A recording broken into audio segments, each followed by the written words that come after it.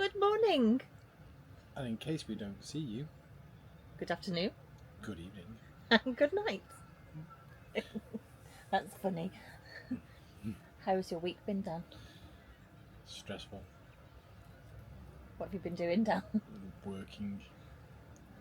I work from 5 in the morning till about 4 in the afternoon, Monday to Friday. And whilst I am working, I'm often sorting out the application process for a lot of things, as in the planning application, the ESB, the grants, some of the YouTube stuff, some of the Instagram messaging people. So my day is, I have my phone, which I take with me, and then I have a tablet, which I take with me, and I'm constantly jumping from one to the other, trying to get stuff sorted. How was your week, Luz? I've had a lovely week. You're lovely, yeah. What's the most stressful thing for you to do on a weekly basis? Get up out of bed. My week is different. So I also am self-employed. I'm not doing an awful lot of work right now because I took some time off to go through with the move and stuff. Obviously I have Cohen here with me all day, so I try to do stuff with him and get him out and about so we don't both go stir crazy. So we do laundry once or twice a week. Everything seems to take a lot longer when we're in the van. So okay, but van is easier to say than caravan. So most mornings, if I can, sometimes I don't have a class available in the morning, but most mornings I go to the gym and I do a HIIT workout. That takes about an hour out of my day.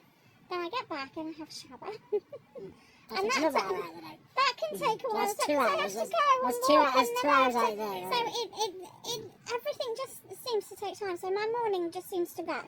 So then come lunchtime, I'll say to Co, right, come on, let's go do something. So we'll go out, we'll do a little bit of home learning, and then we'll think about what we're going to have for tea, because we don't have a very big fridge. I can't keep an awful lot of food in the house, so I have to go out and get bits and bobs. So that takes some time as well.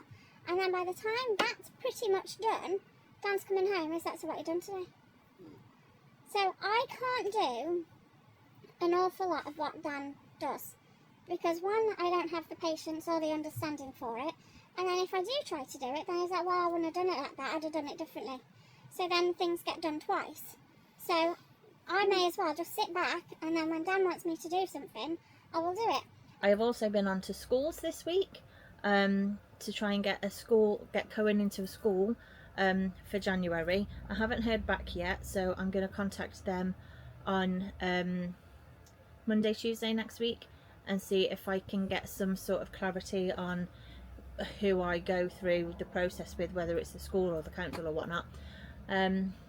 So if anybody knows, if anybody knows, if you've taken your child to County Roscommon, and because like here, you started a school. Here you go through the local council and then you do admissions that way. But I've never done like an admission halfway through the year sort of thing. So I don't know. I just don't know how it works. Yeah, so we'll be trying to get him into school probably in January, like for the new year.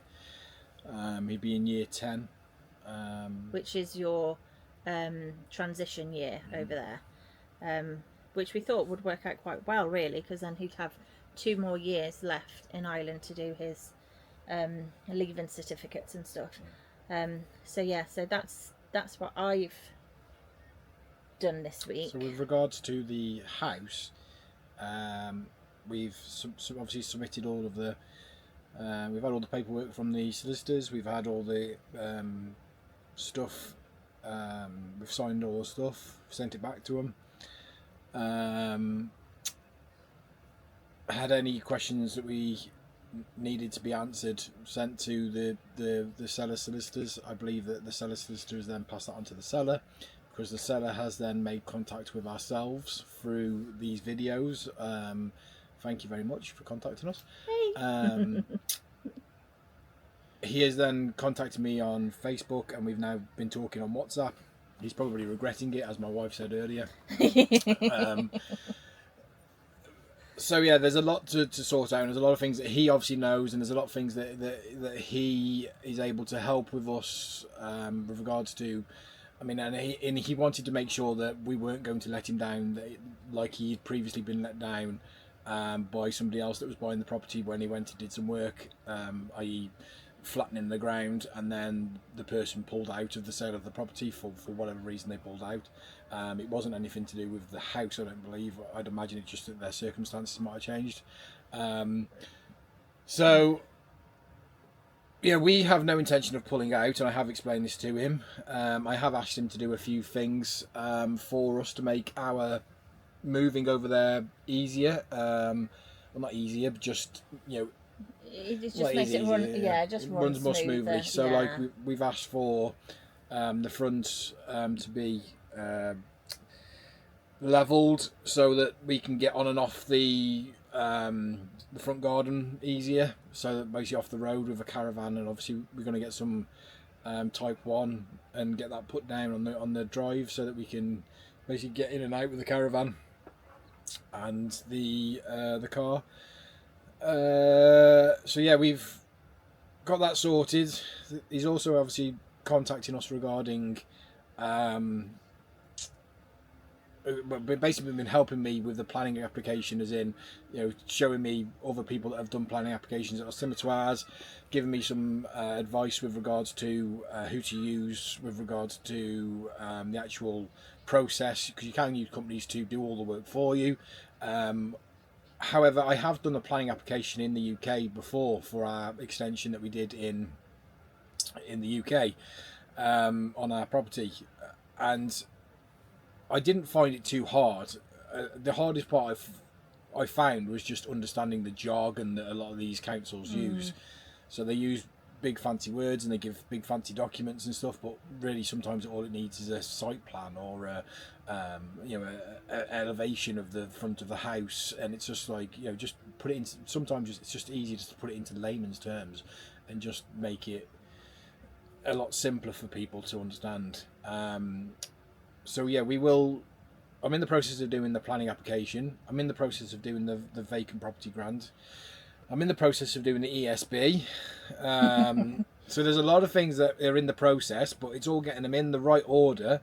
And because we're not over in Ireland, then that's when it becomes a problem. So like if I was to apply for the planning application, and they wanted to come out and do a site visit to get the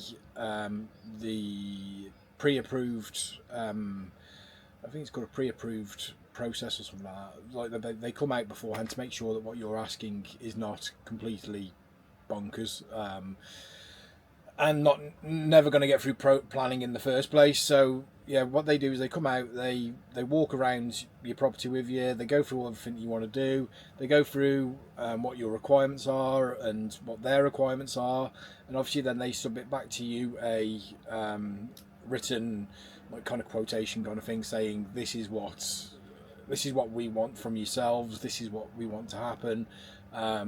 If you then still want to go ahead with it, then you submit all of your documents and all of your planning application. But obviously if we're not there, then this bloke, if I sent all that information in today and he wanted to come, I don't know, in 2 weeks' time, we're not going to be there.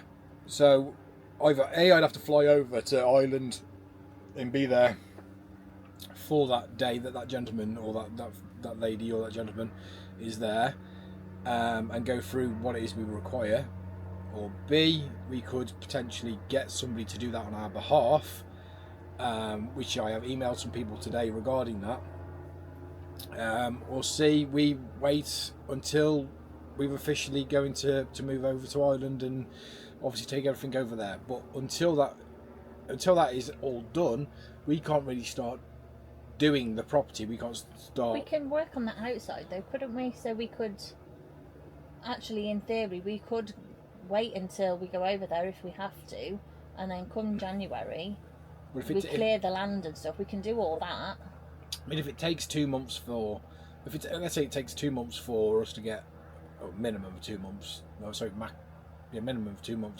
to get planning permission, So that's January, February. Yeah, they're gone. So then we'd be starting in March with being granted planning permission. That's on a very good scale. On a bad scale, it could take 6 months, 12 months, whatever. You know, depending on what.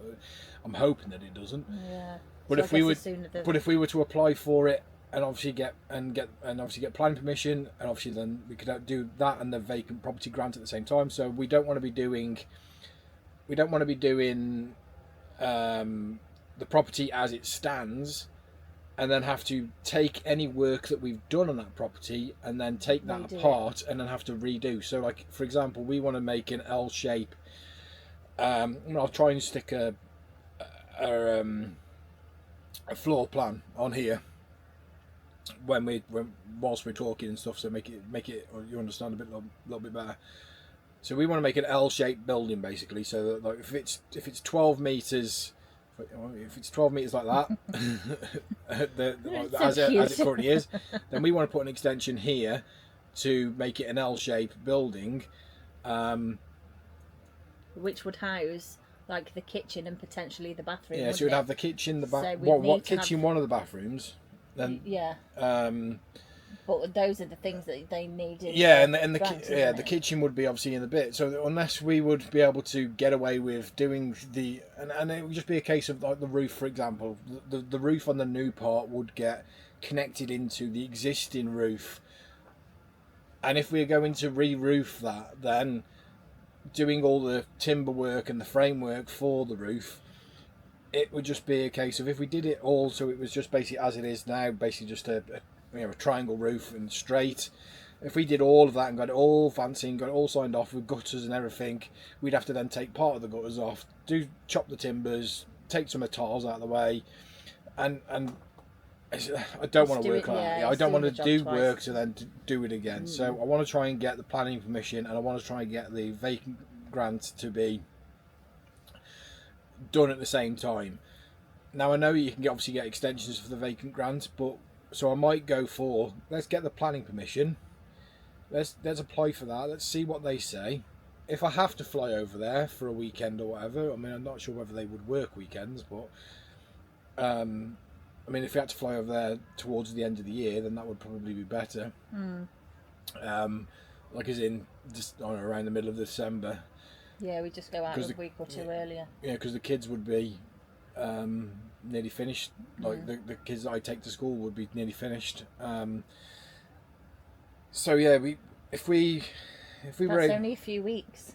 Huh? That's only a few weeks away. It's 4 weeks till Faith's birthday, which is the middle of December. I'm just saying. So yeah, it's not a lot of time. If we were to get the planning application in, and they would say, and when we would say to them, okay, if you do come out, would it be okay to come out during this time period? Is that possible? You know, are we able to specify a time when we can meet them there? Is there companies that would go out on our behalf if we were to give them everything that we would like to do? I mean, watching these videos, I don't imagine any companies would be able to see what it is that we were aiming to do and what it is that the process we wanted to go through. And obviously then we would be able to get everything sorted. So we may go get planning application done, get the VPRG grants sorted. I'm in the process, and obviously in the meantime of all of those getting sorted, then there is things like we need to get a shipping container over to there. Do we have to have permission for a shipping container to be that's a lot, because they did ask me, and the planning they asked for me to put the shipping container and living in the caravan on the planning permission, which was a bit strange. But does anybody know the answer to that question? Basically, we want to stick a 20-foot shipping container, basically to be used to store all of my tools and stuff that we've taken over there, and obviously then eventually turn that into an office for Lucy to use once we've cladded it and insulated it. But yeah, it's and then we've seen lots of people with their caravans on their site, so I don't think that's a problem. I assume I'd imagine there's a lot of things that the councils aren't even aware of. So there's a lot of probably septic tanks that the council aren't even aware of that people have put Obviously, in. we want to do everything above board, don't Yeah, we? I know We it. don't want to... And so, like, when we do the planning permission, we will need to apply for a septic tank to have this container on the land, you know, to do certain things. And obviously, that's getting a company involved in that is ideal because they'd be able to say, you know, where it can and can't go, what's the best situation for it. So hopefully, we get that done. Then we get the VPRG in the process. They're able to get done roughly the same time. Then we get ESB out, and hopefully ESB can then connect into either a temporary wall that we put in, either a precast one that we've looked at through a company called Murphy's, or by building a block wall and having the meter put into a wall on the external of the house. Or because again, that's something like when we're building the new part of the house, we'd be able to put in a box into the wall for the new part because it would be block, so we'd be able to sink it into the wall. Then ESB would be able to connect into there. So if we could, then it'd be great to get planning permission to just basically have that little bit of wall sticking out the side of our building so that we can get ESB in to connect into it. But it's a minefield of do's, don'ts and ups and downs at the moment. So, and then you can't do so and so because you haven't got so and so, and it's just trying to get everything lined up together so that it all runs smoothly. It's very stressful for you, isn't it, my love? Yes, it's very stressful. I know. It's not stressful. It's just because obviously we're here and it's there, and it would be easier if we were there, wouldn't it? Well, not easier. It's just if somebody needed to come out to your site. So, like, if I was to apply for it today, then nobody would be there to go and see it, and then you have to submit things like because we don't actually, you know, in theory own the property at the moment. You have to, you know, submit documents to say that we're going through the purchasing application and stuff, and let them know that we're obviously going to eventually be the owners of the property, and it's just it's a lot of stress. It's a lot of time on the laptop. It's a lot of learning stuff. It's a lot of trying to get used to the Irish system, and some people are saying to me that the Irish system is very slow, or not as in the people are slow, but as in a lot of people are saying that it's just that they're saying that, you know, things take a long time to do it, and it's like there's no hurry or anything. So but some people are saying that it's taking them 2 months to get planning permission, and other people are take 2 years. So it's surely it depends on the type of planning that they're asking. I'd imagine where well, it's about where the land that you've got and where it is as well. So, like, if it's in a conservation area kind of thing, it's going to always take them years and years. I wonder if next door have asked for planning permission for any of their work. No, they didn't. No, they just re-roofed and done. That's a shame. Because theirs is single story as well. Obviously there is a thing where you can you get permitted development, or in the UK it's called permitted development, but for anything under 40 square meters of land, you can build without having to go through the planning application. So we'd be able to put in something that is. Here's a question for you. What size building would 40 square meters be? This is like Mastermind. What was the question? What size building? Or what, in feet or meters? Meters. What size building at 40 square meters? What size is the maximum you could go to 40 square meters? 40 square meters.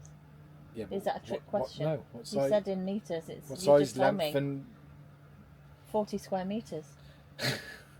What size? 4x4. What? 4x4 would be what? 40 square meters. No. 4 square meters. No. See, this is why I don't do the planning stuff and Dan does the planning stuff, because I don't know. 40 square metres would be 4 metres by 10 metres. Well, as long as you know that, Because I don't need to know that it, is do then I? 40. A metre by a metre is a metre squared. Yes. Yeah, so you get 4. Maths and then class 10. with Dan. So it'd be, or it could be, it could be 5 by 7, 8. Oh. Yeah, 5 by 8. If you did 5 by 9, it would be too much. Yeah, it'd be 45. 5 by 8. Yeah. It'd be So even if we did it smaller, we'd still have to get planning permission anyway, wouldn't we? Because of the septic tank. the problem and with the problem with ours is container. because it's 2-storey. Oh yeah. Basically, at that 40 square metres is you can only be below 4 metres high.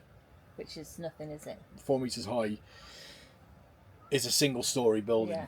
And because ours is double-storey, the roof would be... Yeah, we well, still like, need the space upstairs. would still be don't we? like 7-8 metres in the air. Yeah. So we could do it, if we wanted to, we could always do... I believe that's what people are doing. If they've got 2-storey buildings, instead of going for planning permission, they're just sticking on side extensions that are under the 40 square metres, so that they can just get around the development plans and stuff, and it's permitted. But we shall see. I will We'll keep you posted. try and get all the documents in and try and get the information sent to them. So, in other news, pretty much overnight, this channel has gone from how many at bedtime? Like 74 subscribers, something like that, and it is now. How many was it last time we checked? Dramatic pause. I can't see where it says. A big black writing there. Oh, I thought, okay, I thought it was less. 261.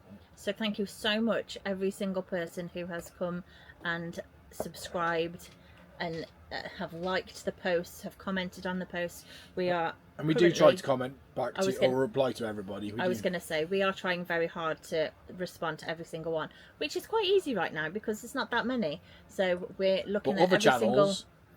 Stop cutting me off! That's really annoying. Like other channels, like the Irish Homestead, they're very, very, very, very, very, very. I'm trying to think of the word to say. I'm going to say they used to deal with it, but they've been very helpful with ourselves. Oh yes. So through Instagram. Very, very informative. Yeah. So like we've been messaging back and forth, and voice notes and stuff. So thank you very much to the Irish Homestead. Thank you to I'm trying to think of all the ones that you've been Nick and Lisa I've been chatting to at Build a Nest. Yeah. Thank you very much to you. There's the 40 Furs, what's it called? 40 Furs something. I'm so sorry. We've been chatting to so many.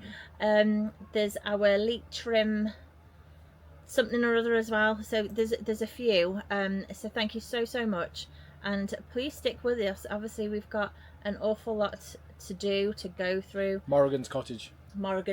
We watched her video this morning. Yes. I hope everything's okay after the little bump with the car. That didn't look good. She went down a ditch. Yeah. I know. I was trying to be discreet. So yes, thank you everybody who has our Irish Cottage and Garden Revival as well. Do you just want to go through your whole list there? That's not my whole list. Our Leitrim Life, that's them. So we'll tag the other channels in, just so that other people can see. We're not just where we get our inspiration from. Inspiration, guidance, help. Yeah, you guys have been super supportive. So thank you so much. The Corner House Project. Any others? Homestead.ie. There's a few. There's a few that we've been. Oh, Camper Vibe as well. How can we forget a Camper Vibe? Yeah. We love what I like it. Yeah, they make me laugh. I think they're lovely. She probably want to steal your dog from you, but I do. Blue is gorgeous. Go, if you're a dog lover, go and check out their page. They've got some lovely footage. So yeah, anything else? So yeah, we are going to wrap things up here. We are going to a bonfire and firework display this evening, so that'll be fun. We need to wrap up warm, although it's not actually that cold, is it? Mm-hmm. We've It's about 13 degrees. Yeah, we've been pretty lucky. I mean, we're sat here in matching t-shirts. Ironically, we didn't plan that at all. So enjoy the rest of your week. Keep us... I don't know what was coming out of my mouth. What is coming out of your mouth? I don't know. Bullshit. So keep with us. Stay tuned for updates, and we shall see you next week. Thank you. And in case we don't see you, Good afternoon good evening. and good night. Good.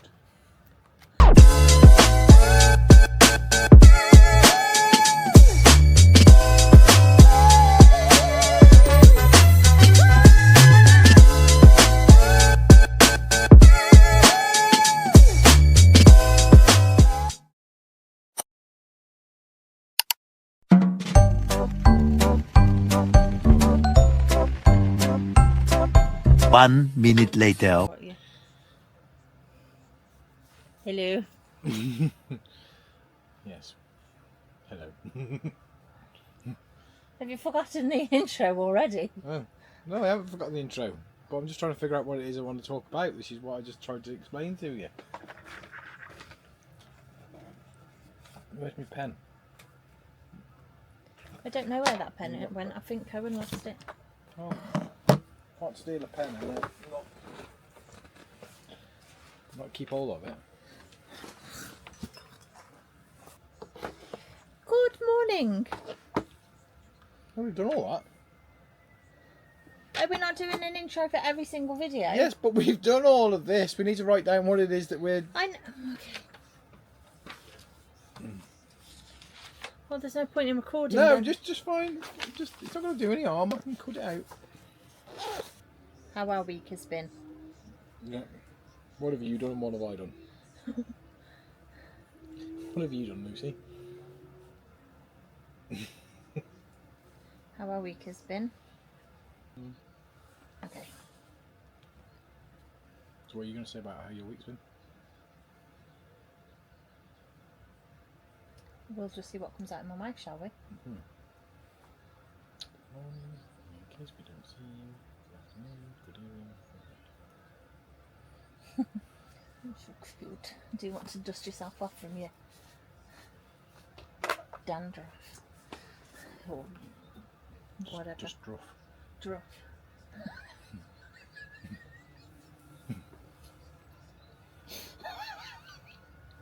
Not dandruff, it's just druff.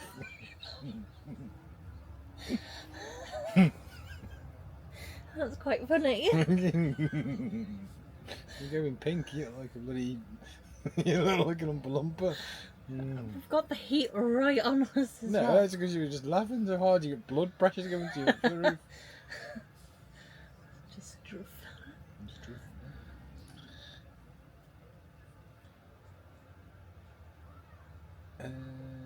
No. Yeah. So we'll get this video edited and out to you. I don't know why I'm saying that because you'll won't. just... Well, you'll do it, Mm. but you'll cut that off anyway, probably. What? We'll get this video edited because they'll be watching it and having me saying, we'll go and get this video edited. It's already been edited. No. I mean, you could put that in the blooper.